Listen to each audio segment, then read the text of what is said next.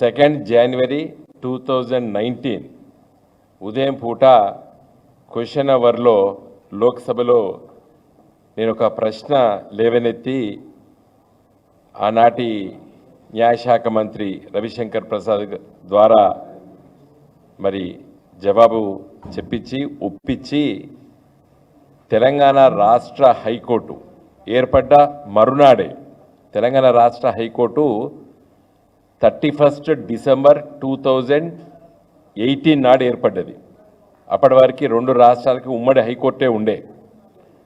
మాకు ప్రత్యేక రాష్ట్రానికి ఒక హైకోర్టు ఉండాలి, సంపూర్ణమైనటువంటి రాష్ట్రంగా భావించాలంటే ఈ హైకోర్టు ఉమ్మడిగా ఉండడం మంచిది కాదు అని చెప్పి ఆనాటి తెలంగాణ రాష్ట్ర తొలి ముఖ్యమంత్రి కల్వకుంట్ల చంద్రశేఖరరావు గారి నాయకత్వాన మరి మాలాంటి న్యాయవాదులం అందరం కూడా పోరాటం చేసి ముందుకెళ్తున్న సందర్భంలో మరి అది సాధించుకున్నాం. 31 డిసెంబర్ 2018 నాడు తెలంగాణ రాష్ట్ర హైకోర్టు ఏర్పడ్డది. మరునాడు నూతన సంవత్సరం 2019 హాలిడే, పార్లమెంటు కూడా హాలిడే. 2వ తారీఖు జనవరి అంటే ఖచ్చితంగా నేటికి 6 సంవత్సరాల క్రితం పార్లమెంట్లో మరి తెలంగాణ రాష్ట్రానికి ఒక హైకోర్టు ఏర్పడ్డది. కాబట్టి ధన్యవాదాలు తెలియజేస్తూ కేంద్ర ప్రభుత్వానికి, అదేవిధంగా మీరు మాకు 24 మంది జడ్జిలనే కేటాయించారు హైకోర్టుకి, తెలంగాణ హైకోర్టుకి. తెలంగాణ హైకోర్టులో చాలా కేసులు ఉన్నాయి. ఇది ఒక బాంబే మహానగరం తర్వాత హైదరాబాదే హ్యాపెనింగ్ సిటీ, ఒక కమర్షియల్ సిటీగా ఎదుగుతున్నది, ఒక కార్పొరేట్ వరల్డ్ వచ్చింది. కాబట్టి మాకు early justice, early disposal of the cases ఉండాలి అని రిక్వెస్ట్ చేసి మీరు 42 వరకు పెంచండి. మా రాష్ట్ర ప్రభుత్వము, మా ముఖ్యమంత్రి గారు మరి దానికి అయ్యేటువంటి ఎక్స్పెండిచర్, రికరింగ్ ఎక్స్పెండిచర్ అంతా కూడా మేము భరిస్తాము, సిద్ధంగా ఉన్నామని చెప్పి నేను పార్లమెంట్లో మరి లోక్సభలో అడిగిన ప్రశ్నకి మరి ఆనాటి న్యాయశాఖ మంత్రి రవిశంకర్ ప్రసాద్ గారు మరి సుముఖాన్ని వ్యక్తపరచడం, తదనంతరము మరి కొంత కాలయాపన జరిగినప్పటికీ మరి సుప్రీంకోర్టు చీఫ్ జస్టిస్గా ఎన్వి రమణ గారు చీఫ్ జస్టిస్గా అయిన వెంటనే మరి దాన్ని పరిష్కరించి తెలంగాణ రాష్ట్ర హైకోర్టుకి శాంక్షన్ స్ట్రెంగ్త్ హైకోర్టు జడ్జెస్కి 42కు పెంచడం జరిగింది. మరి నేటికి 6 సంవత్సరాలు అయినప్పుడు కూడా 42 మంది జడ్జిలు సంపూర్ణంగా రిక్రూట్మెంట్ కావడం లేదు. ఇప్పుడే మా పార్టీ లీగల్ సెల్ కన్వీనర్ మరి హైకోర్టులో సీనియర్ అడ్వకేట్ భరత్ గారు ఏం చెప్తున్నారంటే 27 మందే ఉన్నారన్న ఇప్పుడు, అంటే 3 + 12 15 ఖాళీలు ఉన్నాయి ఇవాళ హైకోర్టులో. ఎందుకు ఖాళీలు ఉండాలి?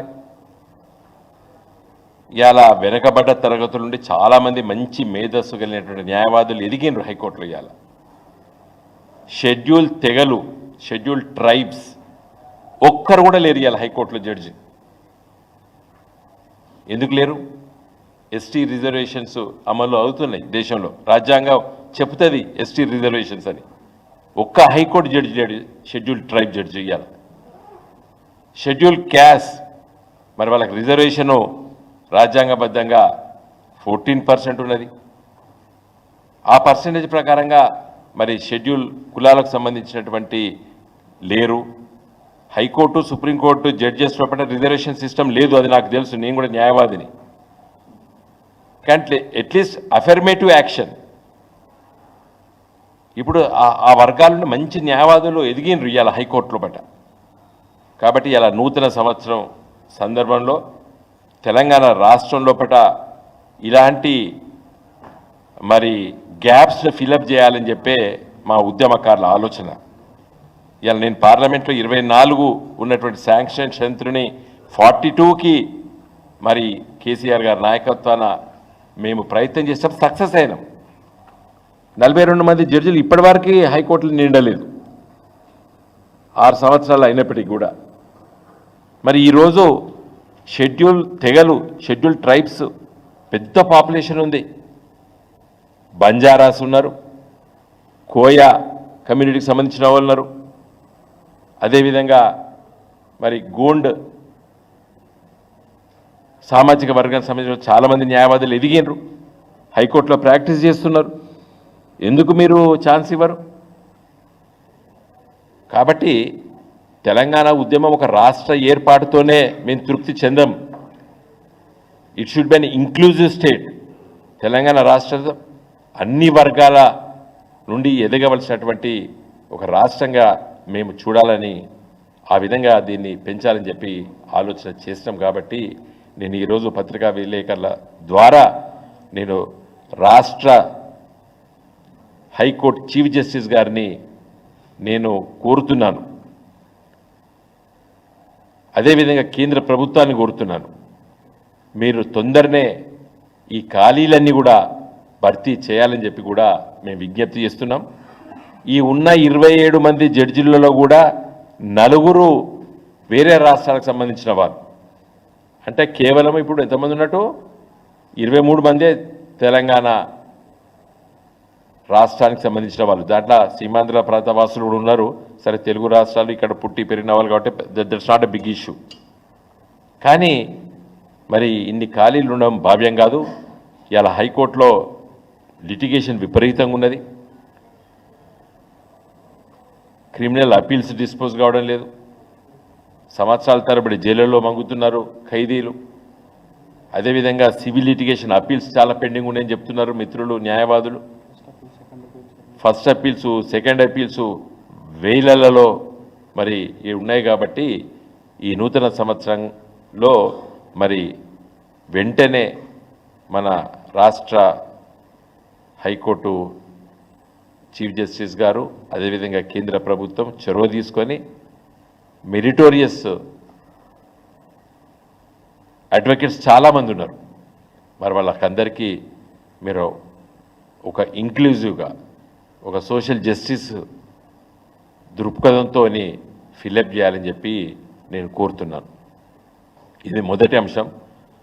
రెండో అంశము, మా మిత్రులు ఇప్పుడే మరి రాజశేఖర రెడ్డి గారు, వివేకానంద్ గారు ఎమ్మెల్యేలు చాలా విషయాలు మీ ముందు ప్రస్తావించారు. దాంట్లో ఒక విషయం ఈ మెట్రో గురించి నిన్న రేవంత్ రెడ్డి గారు షామీర్పేట వారికి, జేబీఎస్ బస్ స్టాండ్ నుండి షామీర్పేట వారికి, అదేవిధంగా మరి భవన్పల్లి నుండి మెడ్చల్ వరకు ఈ 2 కూడా మెట్రోస్ను మీరు ఆలోచన చేయాలని చెప్పి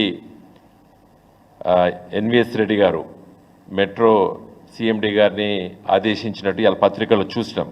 చాలా సంతోషం. రేవంత్ రెడ్డి గారికి ధన్యవాదాలు కూడా చెప్తున్నాం. ఇది చాలా లాంగ్ పెండింగ్ ఇష్యూ ఉన్నది. కానీ దీంట్లో ఒక ఇంట్రకసీ ఉన్నది. మీరు మెట్రో షామీర్పేట వరకు అంటే కేవలం మెట్రోనే వేస్తే మాత్రము ఉత్తర తెలంగాణ జిల్లాలకు చాలా నష్టం జరుగుతుంది. ఇప్పుడు ఆసిఫాబాద్ జిల్లా, మంచిర్యాల జిల్లా, పెద్దపల్లి జిల్లా, కరీంనగర్ జిల్లా, సిద్దిపేట జిల్లా, మేడ్చల్ జిల్లా 6 జిల్లాలకి రాజీవ్ రహదారి ద్వారా హైదరాబాద్కు చేరుకుంటారు. కరీంనగర్ నుండి మేము నిత్యం ప్రయాణం చేస్తాము. 1:30, 1:40 నిమిషాల కూడా షామీర్పేట వరకు వస్తాం. షామీర్పేట వచ్చిన తర్వాత సికింద్రాబాద్ జేబీఎస్ బస్ స్టాండ్ రావాలంటే గంటన్నర పడతారు. కాబట్టి మీరు మెట్రో ఒకటే వేస్తే సరిపోదు. డబుల్ డెక్కర్ అంటే కింద రోడ్ కమ్ మెట్రో, కింద కార్లు, బస్సులు రోడ్డు, ప్రయాణానికి రోడ్డు, దానిపైన మెట్రో. దాన్ని ఏమంటారు? డబుల్ డెక్కర్ ఫ్లైఓవర్ అంటారు. Double decker flyover.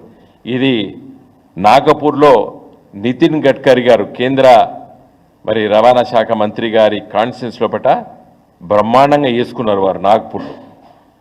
మరి సక్సెస్ అయింది, సక్సెస్ స్టోరీ అది. అదే పిల్లరు పివి నరసింహారావు ఫ్లైఓవర్ లాగా ఉంటుంది. అదే పిల్లర్ మీద లేసిన తర్వాత మళ్ళా మెట్రో పోతుంది మీదకి. ఇలాంటిది జేబీఎస్ బస్ స్టాండ్ నుండి షామీర్పేట వరకు నిర్మించాలని చెప్పి మేము కోరుతున్నాం. దీనిపైన ఇక్కడే ప్రెస్ మీటింగ్ నేను ప్లానింగ్ బోర్డు వైస్ చైర్మన్గా పెట్టడం జరిగింది. కేసీఆర్ గారు ముఖ్యమంత్రి గారు నాడు మరి ఏ రోజు అంటే 23 జూన్ 23 జూన్ 23 నాడు మేము union defence minister Rajnath Singh గారిని గెలిచినాం. కేటీఆర్ గారి నాయకత్వాన్ని మేమందరం గెలిచినాం. అప్పుడు కలిసి వారితో సమ్మతి తీసుకున్నాం ఈ డిఫెన్స్ ల్యాండ్స్ ఇవ్వడానికి. ఆ రోజు కార్యరూపం దాల్చినాం.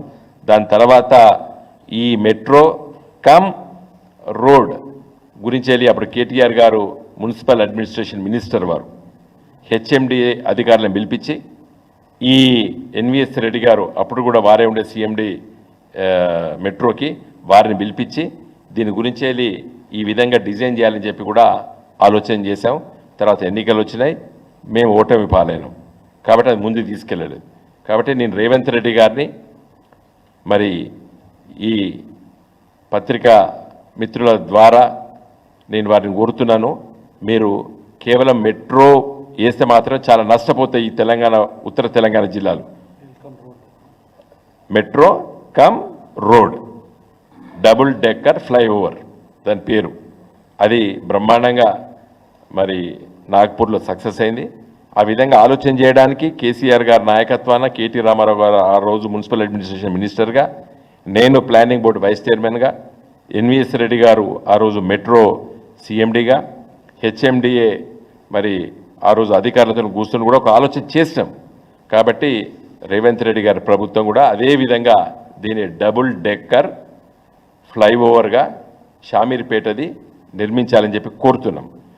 సరే, మరి ఇప్పుడు మెడిచల్ అయితేనో ఆల్రెడీ ఫ్లైఓవర్ కన్స్ట్రక్షన్ అవుతుంది, 30-40% అయిపోయింది, పిల్లర్స్ లేసినాయి.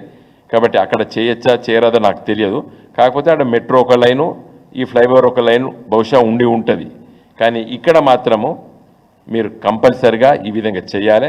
నిన్న రేవంత్ రెడ్డి గారు కూడా పత్రికల వారి ద్వారా తెలిసింది ఏంటంటే అక్కడ లోకల్ ఎంపీ ఈటల రాజేందర్ గారి అభిప్రాయాలు కూడా తీసుకోమని చెప్పిండు.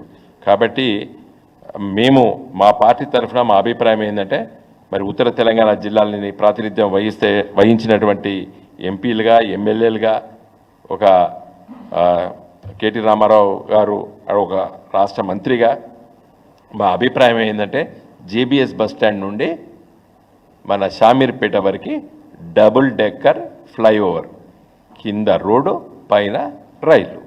జై తెలంగాణ.